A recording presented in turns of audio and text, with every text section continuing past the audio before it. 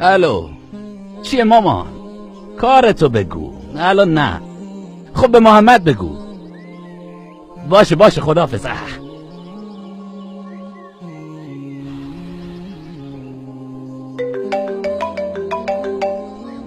الو چی شد؟ بگو ببینم. 14:30 خیالم راحت شد. واقعا خیلی شانس آوردم این درسو پاس کردم. باشه شیرینی ما حتما میدم. باشه عیب نداره. امروز مهمون من. باشه.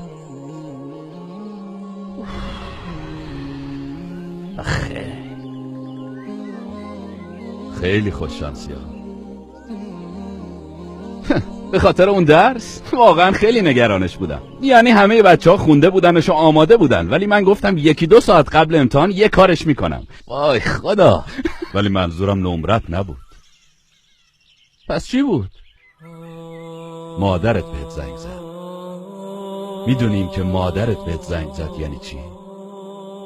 آرزو دارم چند ثانیه مادرمو ببینم، چه برسه به این که صداشو بشنوم. به خدا اگه صداشو بشنوم شاید تلفنو قطع نکنم. میذارم ساعتها برام حرف بزنه. شاید تو الان احساس منو نداشته باشی، چون مادرم دیگه پیشم نیست، رفت. الان متوجه منظورم شدی؟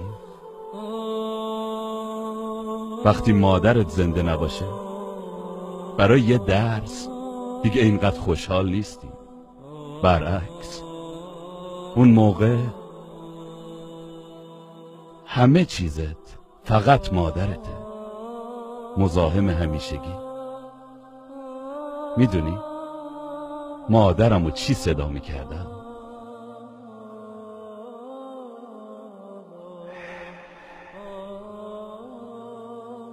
گوهر نایاب.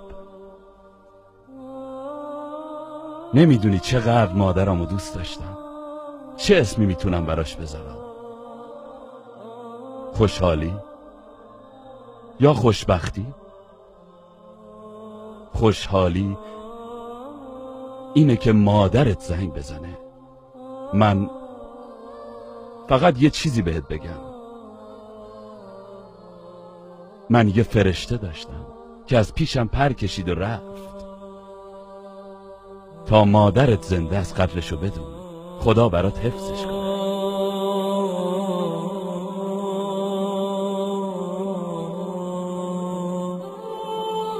Oh